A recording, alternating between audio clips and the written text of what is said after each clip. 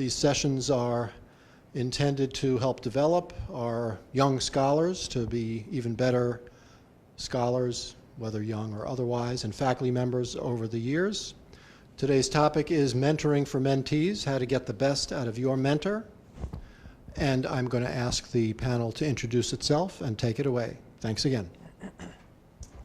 Thanks, Dan. So I'm Amy Heiss, and I am an associate professor in the Department of Pathology. I also have a VA appointment. I'm a clinician over at the VA. I'm an internist, and I did a research fellowship in infectious disease here at Case. I spent about half my time on research and about half my time on clinical work. I'm also currently serving as the president of the Women Faculty School of Medicine organization, which I'll talk about a little bit later. Hello everyone, my name is Abdus Sattar. I'm a biostatistician and faculty member in the Department of Population and Quantitative Health Sciences. I graduated in 2009 from the University of Pittsburgh in biostatistics, and after that I joined here. So this is my 8th year. And I've been teaching a course, online course, and also I offered several other courses. Those are not online. And I've been mentoring students and postdocs and collaborating with clinicians. So I'm a team scientist. I collaborate with many clinicians in this campus. And I'll be talking about a little bit in a formal way. I have some slides, as you can see in the back there, about the mentor-mentee relationship. Also, I was in a fellowship program in USIDE. I'm not sure how many of you know USIDE fellowship program. So one of the fellowship program called Mentoring Fellowship. So I have some information additional related to mentor-mentee relationship. So we can talk about those today. Good afternoon, everyone, and thanks for coming. My name is Jim Spilsbury, and I'm an associate professor in the Department of Population and Quantitative Health Sciences. I did my doctoral work here at Case Western in the anthropology department. I'm not a clinician. People don't let me near patients, at least not to treat anyone.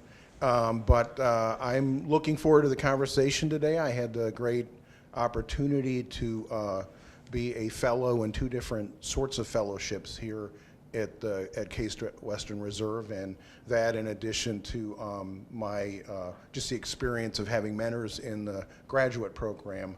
I'm looking forward to share and see where it goes. I think I should go in.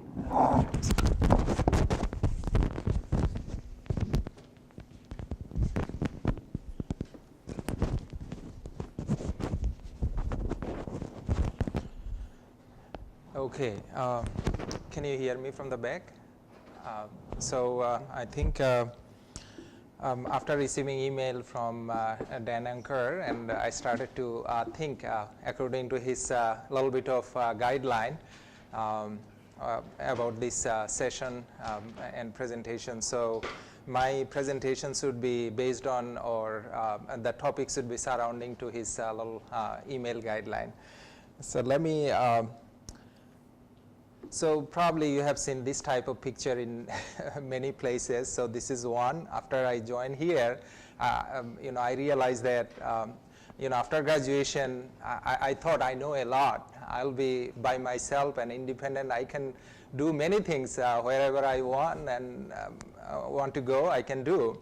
But after joining in Case, I think it is for many people, feelings should be something like that. Like once you join in a big institution, to know the culture and expectations and where you want to go. So many opportunities to develop and grow. You need some guidance and help, support, advance, advice, assistance for your progression. So. I'll start with the selecting a mentor. This is one of the, in the email that you have received was a topic. So when I did a little bit of literature review, then I found that someone did some analysis, again statistical analysis, and classified types of mentors. So there are typically 4 types of mentors. Type 1 would be friend. Second type could be career guide, and third information source, and fourth is intellectual guide.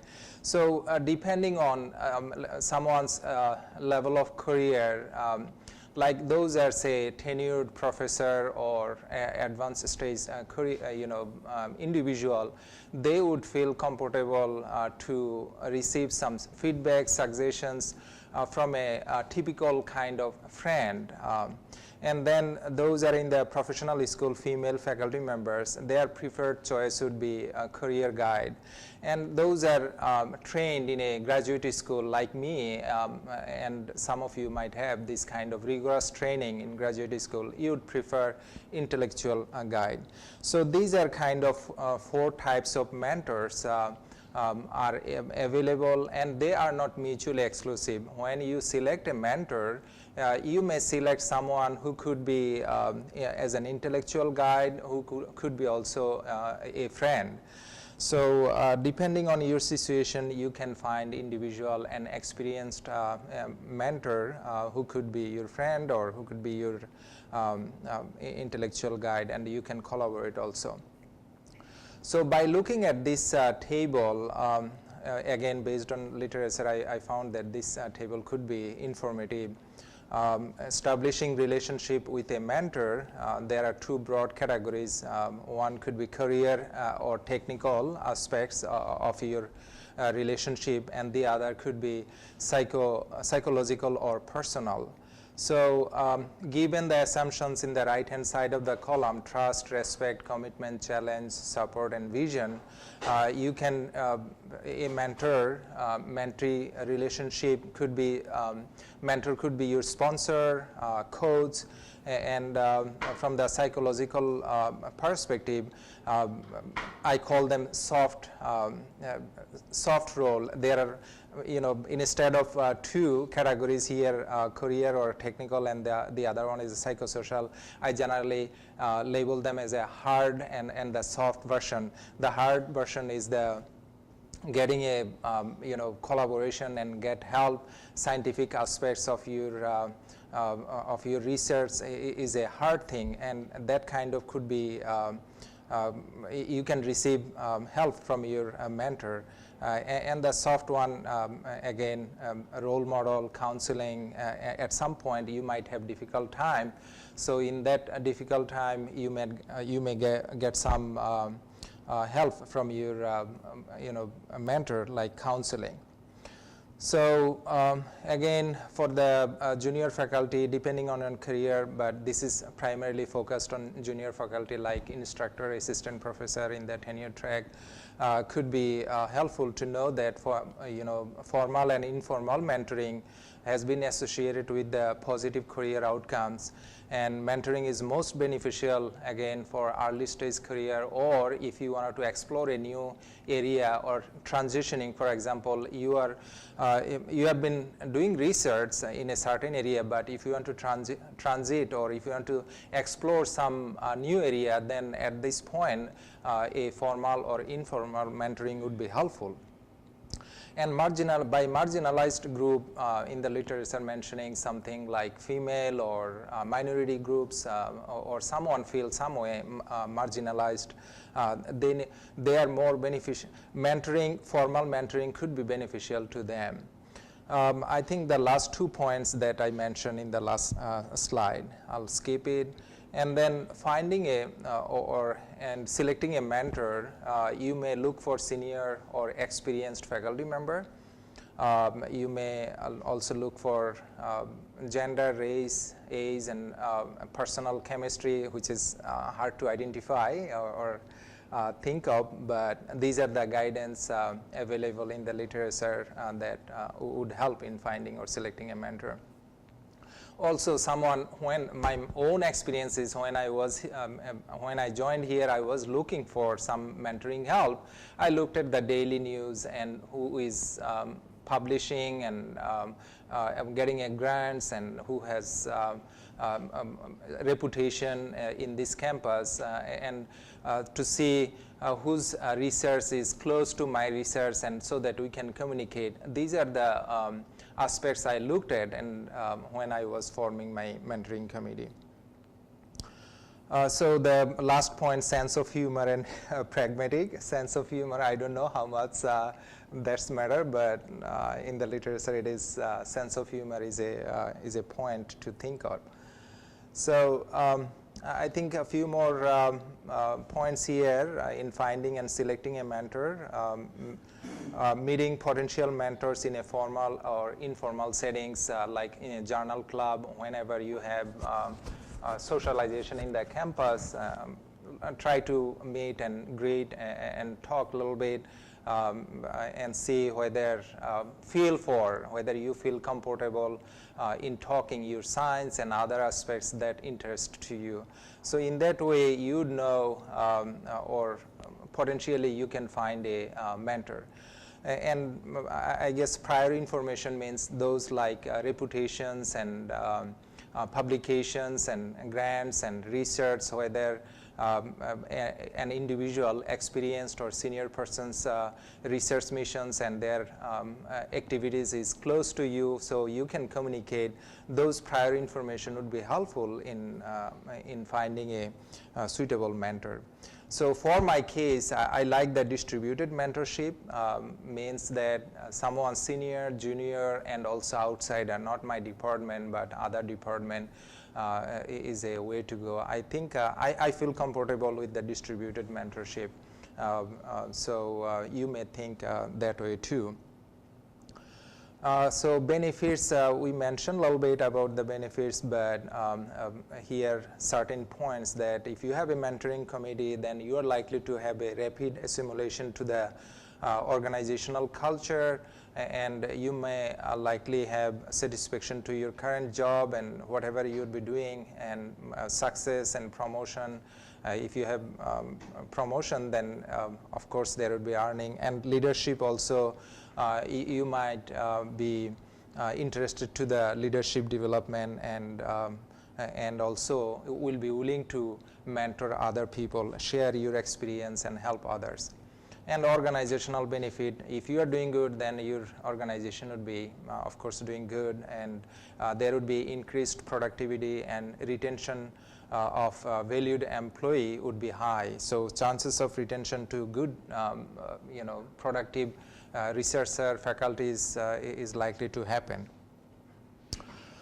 So here is a typical type of, I think now I'm moving to the meeting, like how when I'm meeting to my mentoring committee, then generally I have 5 years plan, and I discuss short-term, like 1 year plan at the beginning of the year, and present what would be my expected level of funding, and then research or scholarly activity, how many publications I want to achieve in this year, and then my responsibilities such as teaching and services. So this is the broad categories. So if I prefer, generally I prefer this kind of way, and then specific details also I present, like my ongoing research and something that new and interesting, and I'm happy to share with my mentoring committee. And if there are new awards is coming, R01, PCORI or R21, so different types of grants mechanism are available. If there is something interesting or exciting, I share with my committee. And also when I plan for writing grants, then I also get or seek suggestion from the committee or experienced mentor. So also list of publications, again, productivity, how many published last year or recent times.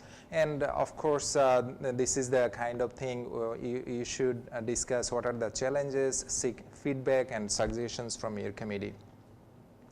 And the last thing would be resolving conflict with a mentor. So anything happen, generally it doesn't. But if it happens, then face-to-face dialogue would be a way to go. And if it doesn't work, then an objective or neutral or third-party involvement may help in resolving any conflict. So these are short aspects of mentor-mentee relationship and how you could be beneficial. I think these are few slides I have, and that's all. I hope I shared some information. Those would be helpful to you. So this is all I have, and thank you for listening.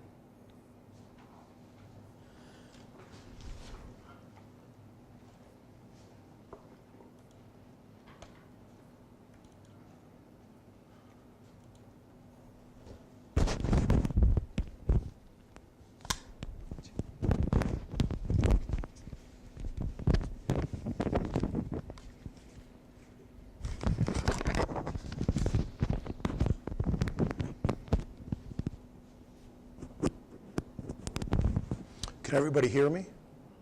Good. So I looked at the bullet points about what the idea was to cover for this session, and tried to come up with a few tips that I felt were helpful based on my experience, and maybe they'll be helpful to you as well. So the first, in terms of picking a good mentor, I would say, and many of these are related, but first and foremost, you want to pick somebody who's good. And by good, I mean in terms of productivity and reputation. And in terms of productivity, think not only of grants and papers and all that, but also their productivity in terms of mentoring. Have they mentored other people? Where are those other people now? Have they gone on? Have they progressed? All that's important stuff to think about. And the one thing I would say, certainly in the educational programs I've gone into, there's always been those rock stars in the department that are doing the wildest work, and they're really bright, and oh my God, it'd be so great to work with them. The one caution I would give is that the rock stars are usually very, very busy. And sometimes that works to your disadvantage if you're engaged with one of those. You want to pick somebody who's passionate about the field. And the sign I always felt about that was, you have a conversation with someone about your work, or they're asking you about your work, and you leave that conversation feeling pepped up, right? By God, I can do this. I can recruit those people I need, right? That sort of encouragement, those sorts of feelings, those are good feelings, and pay attention to them. I had one mentor in particular that no matter how dark it seemed, I always left that mentoring meeting with her feeling very good about where I was and what I could do, and being re-energized to the task at hand. So I think that's really important. I can't stress enough, you want to pick, if the degree you have selection in all this, try to pick someone you can work with. You think about this, this person is going to be, you're going to be asking this person to do certain things for you. You're going to be expecting them perhaps to be reviewing your manuscripts, reviewing a grant proposal, being present at meetings, those sorts of things, or presentations that you're given. And it's always great to have people, to be involved with people who are top-notch in their field, they're brilliant in the science, et cetera, et cetera. But if you want to work with someone, try to pick someone that you can work with. That's really important. You want to pick someone with connections. Maybe this goes hand in hand with somebody who's good, but what I thought about that is somebody who's well connected in the field.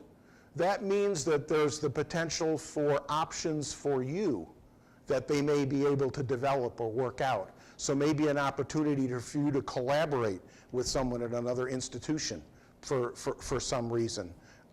Those can be really helpful. And then lastly, this was very important for me personally, is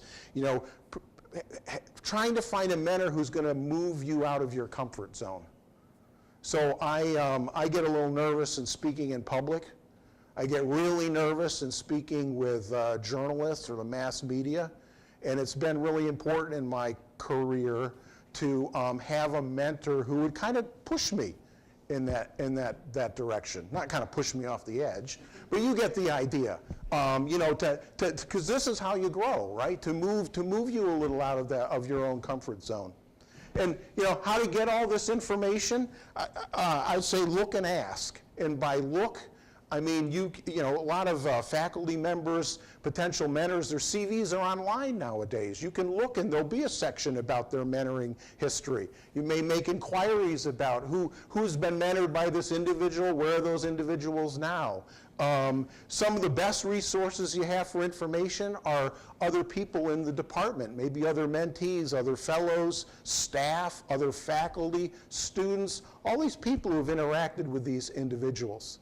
They'll be able to give you some good information along these points. So establishing a good relationship with a mentor. I think one of the things that's really helpful is to be professional. And by that I mean, you know, if there's a meeting, show up on time. Things like that are really important. If something's due, make sure it's handed in, it's done at the due date. To be respectful. All those sorts of elements, I think, really help any kind of professional relationship, including a mentor relationship. It's probably good early on in a relationship with as you're getting to know someone, a possible mentor, or if a mentor's been assigned to you, to have as an agenda item on a meeting, talk about the relationship from both your perspectives. You know, what is each of you expecting in this relationship? I think that's certainly been helpful in my case. Remember, it's a two-way street. That you know, you're expecting a lot from your mentor. There may be things that you might be able to help your mentor out with, and that's certainly come up in my experience with my mentors. Certain responsibilities they had, things they didn't want to do. Maybe this gets to you know, pushing my comfort zone a little. I think that's probably a better way to interpret it than like dumping off something on me. But in any event, that, you know, it's helpful. It's a two-way relationship, and you do those sorts of things, and it helps your relationship with someone. You know, don't ignore your mentor at social gatherings. I've seen that with my own eyes.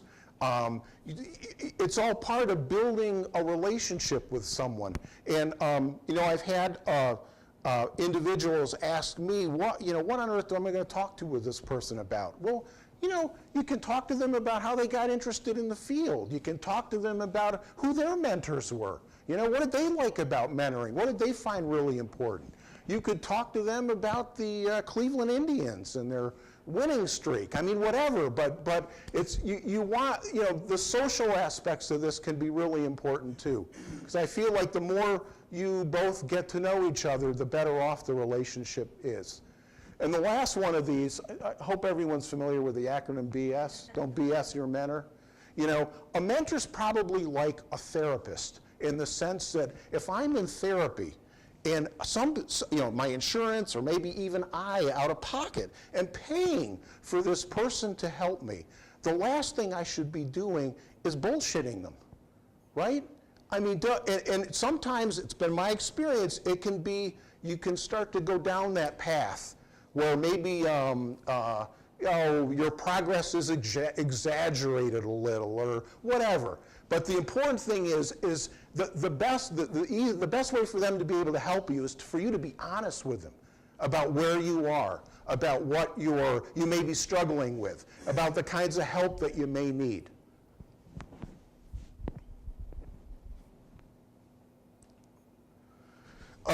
Getting the most out of your mentor meeting. I would suggest have a standing meeting. And by that I mean something that's regularly scheduled, right? I don't know, second Monday of the month or whatever, but have something that is on the books regularly for you two to meet. Those can always be canceled if they need to be, but it's a lot easier to do that than to kind of make meetings with busy people. So have a standing meeting with your mentor. Take the initiative in your meetings with your mentor. It's your meeting. And by that I mean have an agenda and be the master of ceremonies, right? It's your meeting, you run the meeting, right? You set an agenda. I always had a written one actually because it forced me to think about an agenda. And so I would literally put something down on paper and send it to my mentor or mentoring team a couple days before our meeting. You know, at that meeting, think about the input, the help that you need. Be as concrete as possible in that. You know, if you're stuck because you can't figure out, making this up, you're stuck, you can't figure out how to recruit participants for a study, right? What you're doing isn't worked. And you're not BSing your mentor and saying sort of, well, it's working. No, it's not working. I need help. We got to think about what plan B is, right? To be as concrete as you can about the input of the help that you need. That'll help your mentor figure out how to help you. And lastly, prioritize. You know, my experience with meetings is there often not enough time in the meeting to cover everything. So put the things that you want, you know, the things you need help most in up front to make sure those get discussed. You know, don't be afraid to ask questions during the meeting. Again, don't BS your mentor. And I always think it's a good idea to leave the meeting with clear action steps. You know, this is, you know, Abdus talked about the plan. And similarly, in my mentor meetings, the item 1 on the agenda was always an update. So we took that time frame, the calendar, responsibilities, the timeline for them. Everybody would look at that first, and I'd update everybody where I was, and then move to issues or problems that I wanted addressed. And then ideally to leave that meeting with, okay, this is what I'm going to do. That make sense? Handling conflict with a mentor. I've been fortunate. I haven't really encountered many conflicts with my mentors. One thing I did find helpful in one situation was to get a second opinion. And what I meant by that is, say Dan was my mentor, and for some reason I'm feeling some sort of issue, I might go to Amy as a trusted individual just to say, hey, I'm feeling this, just want a second opinion. You know, am I out to lunch here? I mean, she may be able to provide some information that would be helpful for me to understand the situation. So in the cases I was involved with where there was a little conflict, this was helpful. Sort of like a reality check just to make sure I was kind of grounded. Don't let little problems become big problems. That's probably important in life, let alone, mentoring. I would suggest, I've just talked about the in-person. You know, email by nature can be terse. This is important. Communicate in person. Have a face-to-face meeting. Be honest. If it gets to a situation where there is enough conflict and people are stymied about how to proceed, a third party mediation could be helpful in that instance, and someone that both you and your mentor trust and respect. And then lastly, I've been involved in the leadership of a couple of training programs, and there are those situations where for whatever reason the fit just isn't right. You know, thought this might work out, and the mentor and the mentee just didn't work out. It was not a good fit, a personality. So I would say don't, try to resolve things, obviously, but if you feel like you're constantly beating your head against the wall, it may well be that your mentor's feeling the same way, and that in those instances it may be good to reassess whether this is a constructive relationship for both of you, basically. All right. Those are my slides.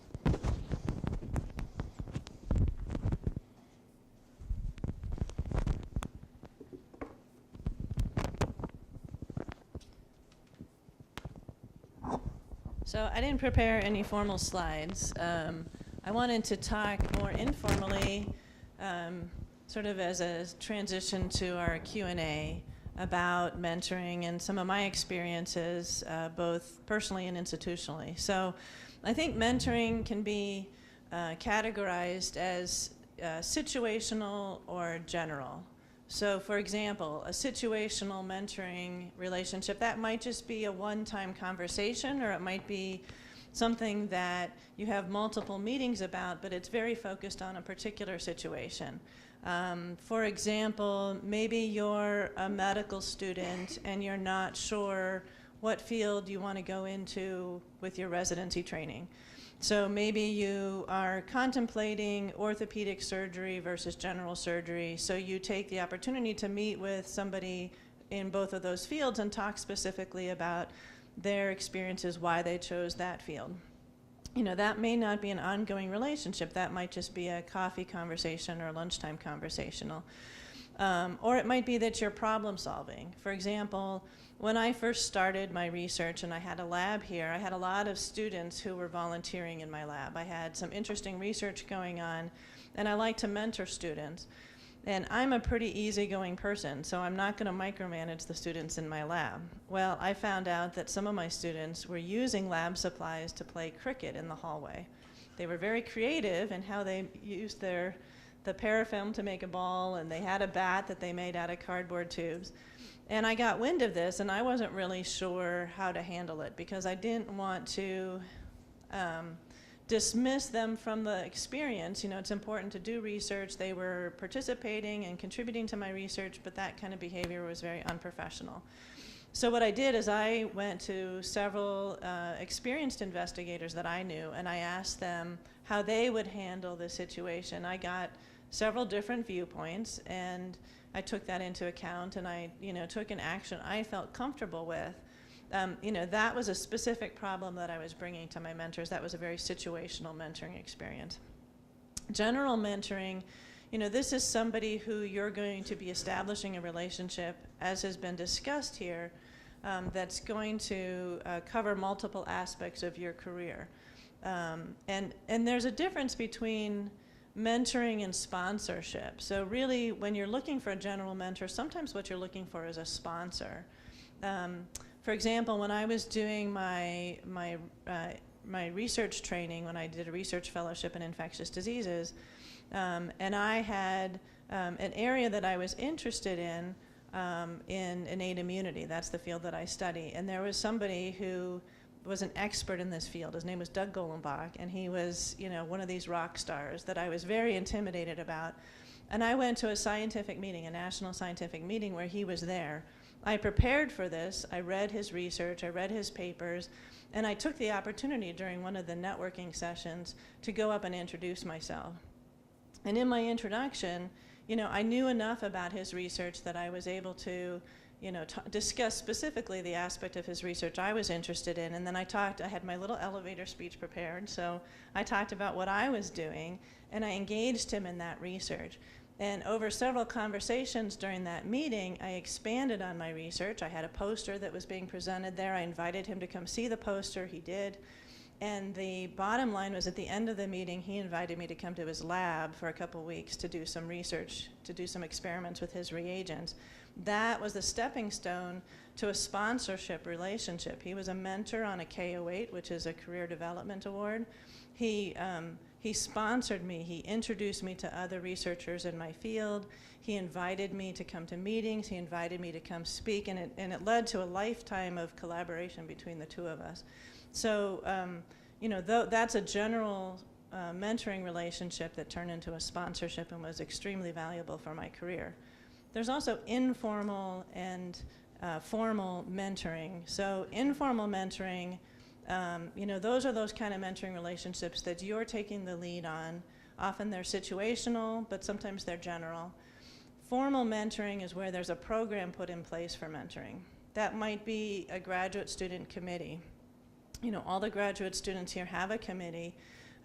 They're guiding your research. The chair of the committee is actually somebody who can also be a general mentor for you, can also be a situational mentor. Maybe you're having a conflict with your PI or with somebody else in the lab.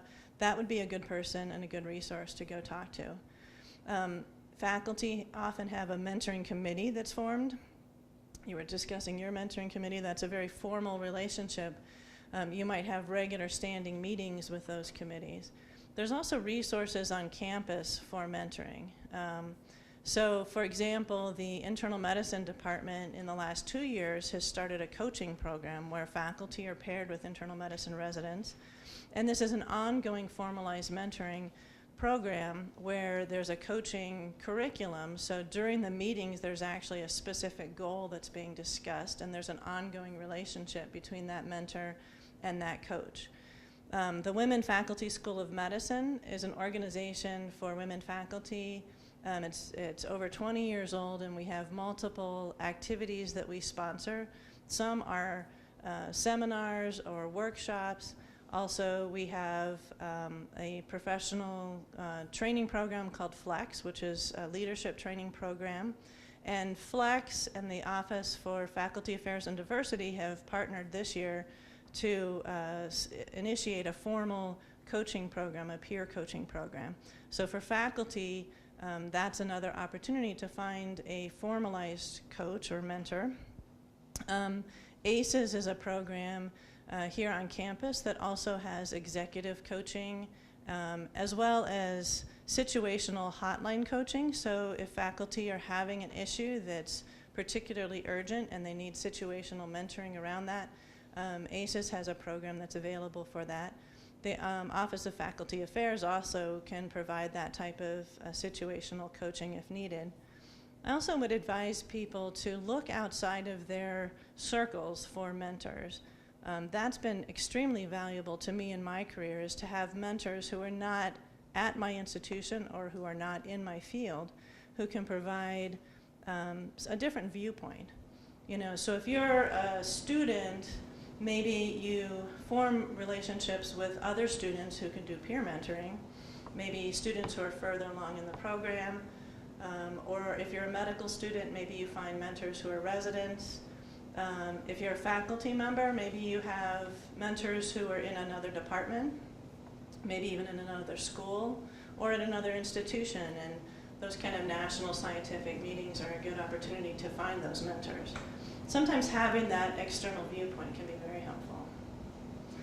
So I think that's most of what I had to cover. The only other thing that I would say is that the Women Faculty School of Medicine has expanded their membership category. So we're not only an organization for faculty, but also for up-and-coming faculty. So students and trainees are eligible to join the women faculty. And I have some applications here. We have waived our dues, so it's a free organization to join. And so if you're interested, you can come up at the end of the session and pick up a membership application. So I think at this point we'll open the session to questions and answers. If you have specific situations or questions in general about mentoring, we'd be happy to discuss them.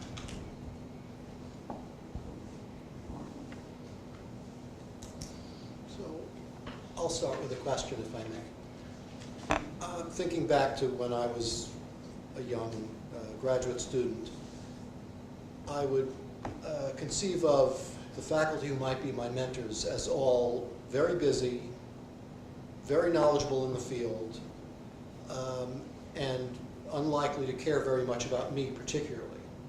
And yet you tell me the mentoring is a two-way street.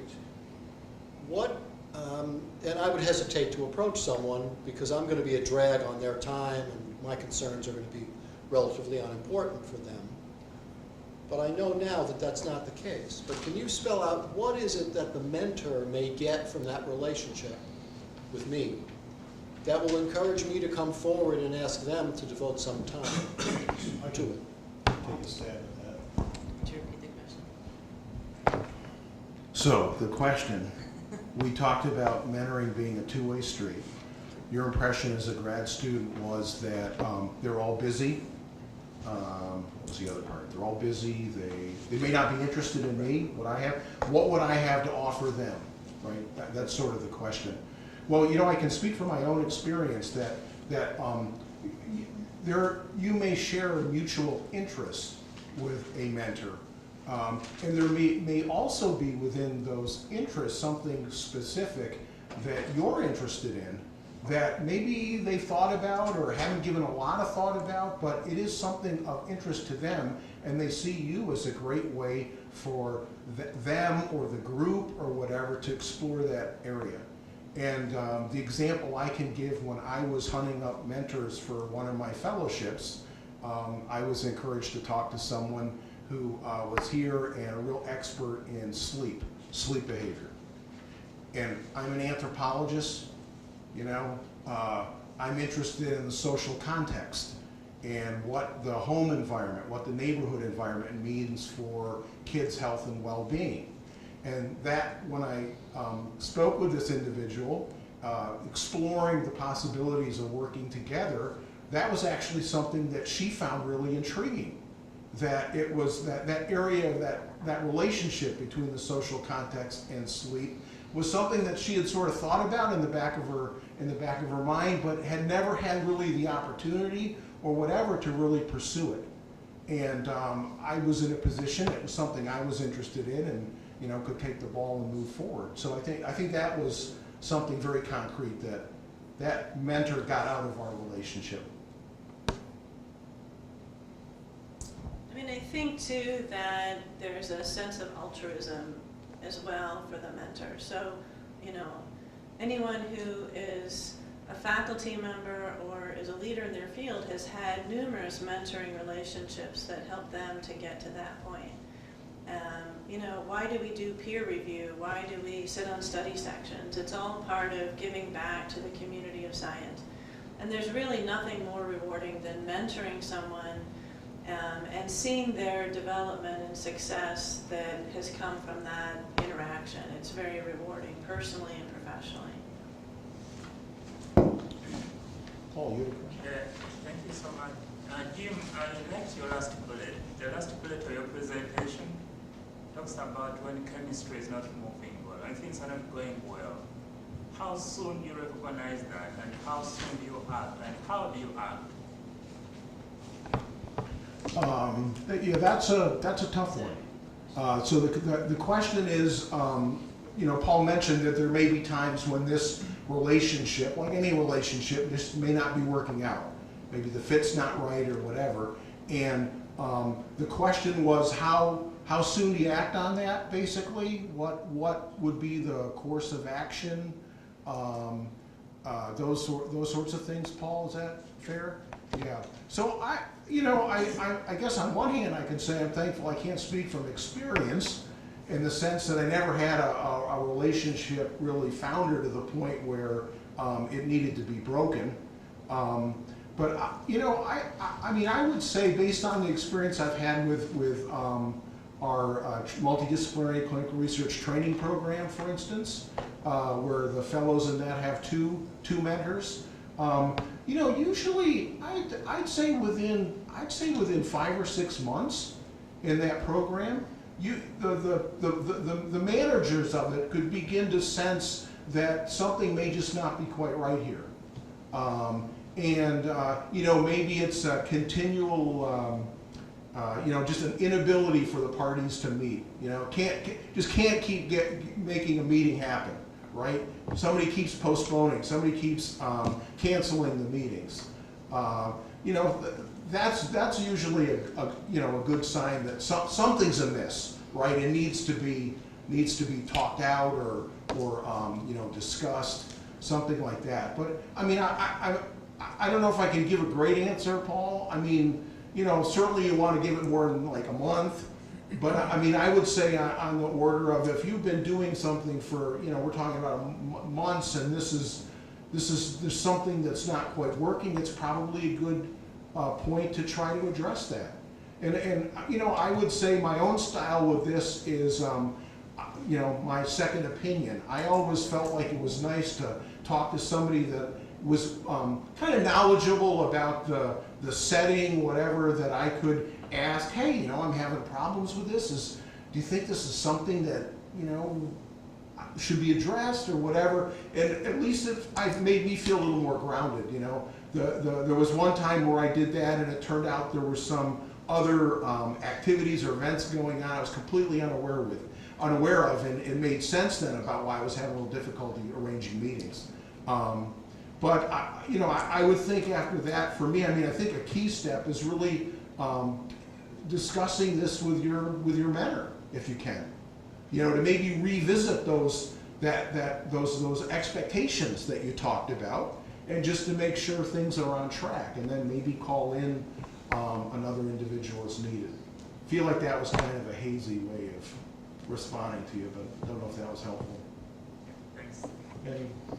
I think I can share my own experience, but not mentioning anything specific. So when I started with a, say, expectation that I will be publishing this many articles, and I'll be developing solid track of my research and do collaborations. So after some time, I found that things are not moving as I was expecting, and then my supervisor and my mentor, my supervisor is my mentor, was my mentor, and try to work out things that way. So, after 1.5 years, things didn't move, and funding and grants didn't come, but I've been working as a team scientist collaboration. I've been trying enhancing, but was not that very productive. So I thought about it and discussed with some individuals that I trusted, and discussed what could be the path and moving forward to be productive and progress that way. So after getting, say, third-party input, and then I made a plan how to move forward. So this is the kind of thing. If you see that you are not getting the expected progression, then you can think how you can get out of the situation and discuss with someone individual that you trust, and they could help you and move forward from that way. So at some point you may have to take a bold steps of the situations that you are in a certain track, but you have to move something in a different way to get your expected outcomes, or whatever the plan you make. So that this is kind of my own experience. Is I had to take something really very bold and switch my track from one line to the another one. But I received help from my potential. At the time, the person I have received the help was not my mentor, but I trusted, and I discussed, and my mentor was able to give me some resource and advices. So keep your network a little bit broad, not only working in area and come to the office and do things and go home, but try to socialize in a professional way. Like the things I did after joining here, I tried to meet with as many individuals as I can in a formal, informal settings. Even I'll be inviting, say, in the lunch meeting, and try to know the culture and see whether what is out there, and broaden my network. So you may do something like that. So whenever there is a need, you can invoke your potential resources and receive some help. And the other thing I would say about that is that not every mentor needs to be your best friend, you'll have multiple mentors that play different roles in your career, and you may not even share a similar background with one of your mentors. You may come from very different places. You may have different values, and you might have different ideas. I think that diversity of input is going to strengthen your career. Hearing different voices is going to be valuable. And you might have an extremely productive mentoring relationship with someone that you don't really feel a personal connection to. That's fine. Set an expectation for that relationship that's realistic. Not everyone is going to be your best friend. You're not going to be socializing on the weekend with everybody that plays a mentoring role in your life. And in fact, sometimes it's better to have that distance from somebody who's playing a mentoring role. The other thing I would say about that is to be a good mentee, you need to not have unrealistic expectations of what that relationship is going to be like. I think you need to also be receptive to mentoring or coaching. So, for example, let's say you have a situational mentor that you're approaching about a problem that you're trying to solve. Don't shut down every suggestion they have as, oh, that's not going to work. I've tried that. That didn't happen. Be open-minded. Listen to what they're advising, and get advice from multiple people with that open mind. Be non-committal.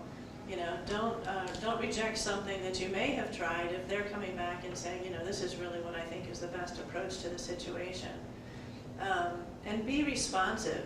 Let's say you have a mentor that's asked you for something. Get that to them in a timely manner.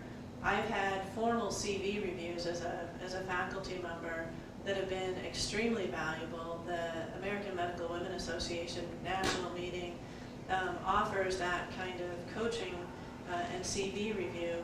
And in order to have that be a efficient use of the coach's time, you have to send them your CV. It has to be formatted.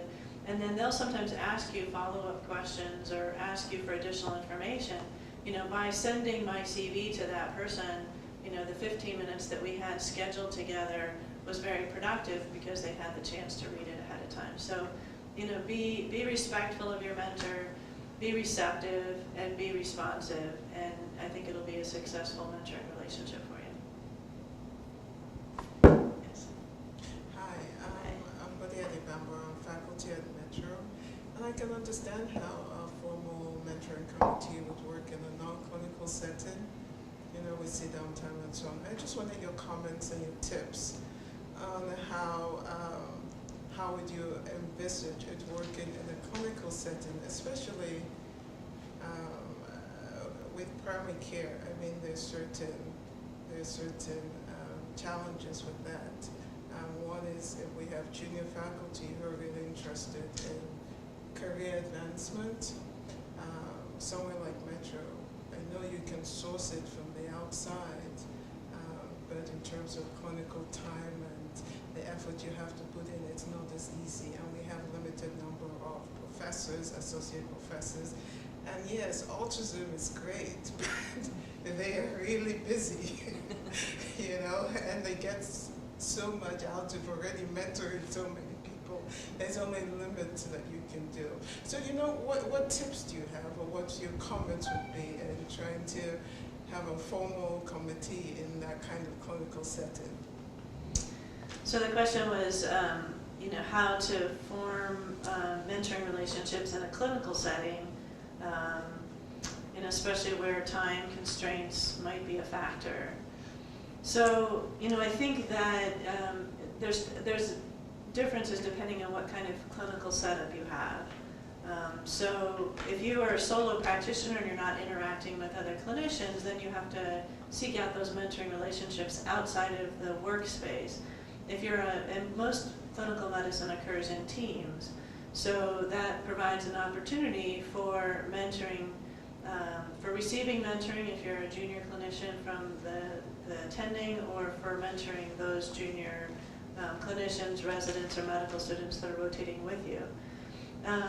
Women Faculty School of Medicine does have a relationship with Metro. We have several of our steering committee members who are Metro faculty, and we are trying to reach out to the affiliated institutions to provide our resources, our workshops, and our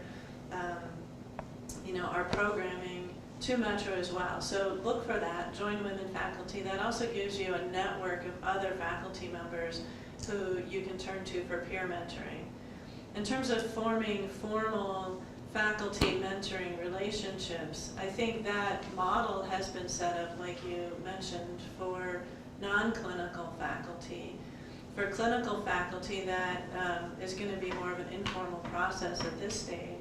But the division chiefs or the chair of your department are natural mentors that you can turn to. I think also sometimes being able to talk to other people who are in the same career track. So if you're a clinician educator, faculty of the School of Medicine, there's going to be different metrics for promotion and tenure than if you're a non-clinical faculty. I know the Office of Faculty Affairs and Diversity runs workshops on promotion and tenure, the promotion and tenure process for clinician educators as well as for non-clinical faculty. So turn to those resources.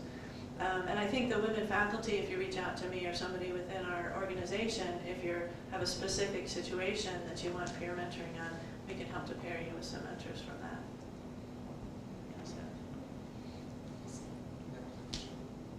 I was going to ask, so for those people who think they have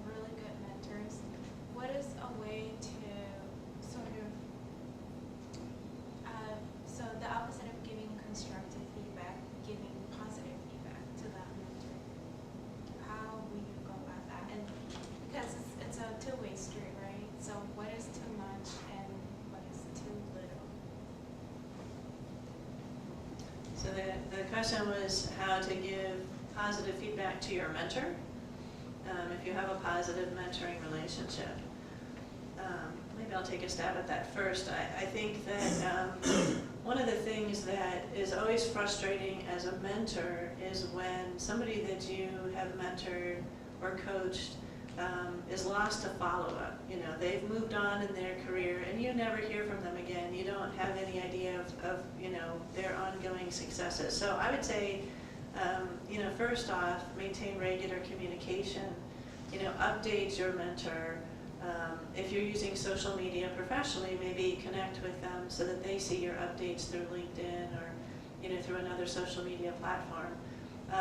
You know, when I have somebody drop me an email and say, you know, I just got an assistant professorship or I just finished my fellowship and, you know, thank you so much for your support along the way, that's incredibly rewarding. I don't think you need to formally acknowledge your mentor, you know, with gratuities or gifts or anything along those lines. I think the gift of your success is sufficient. But the other thing is sharing, if you have a really positive interaction with a mentor, you know, sharing that with their chair can be incredibly valuable, or nominating that faculty member for a teaching award or for, you know, a gender equity award through the Women Faculty School of Medicine, or another way of acknowledging the importance that they played in your career or in your, you know, in your professional life.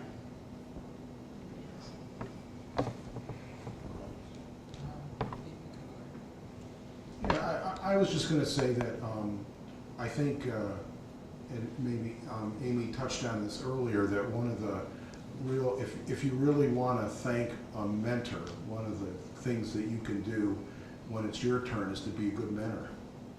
You know, that I think there is something about that, passing it forward in this line of work that's important. You know, and I mean personally, it's always been really satisfying, made me feel very good for someone, you know, to drop an email saying, was really happy we got that article out, thanks for your help. You know, those kind of things certainly made me feel good. So it doesn't have to be a car, or, you know, the little things can be really important. Maybe one last question. Okay, no, I think you can go ahead. Your question. All right. First of all, thank you for sharing your opinions and your suggestions. They're really helpful. I was wondering of a situation like your mentor likes you so much that once you're about to leave your PhD or finish with it, he doesn't want to let you go. And that's when you need a letter of recommendation. Either he's unwilling to give you the recommendation, or he's not willing to give you a very good recommendation. And do you have any suggestions or comments about how to tackle these kind of situations? Can I I think- piggyback on that? You were talking about how to resolve issues with your mentor, and you said, like, in this kind of situation or another one, that you can either try to talk to them directly, and if it doesn't work, talk to someone, a third party who would be objective. But do we really have someone who's objective here?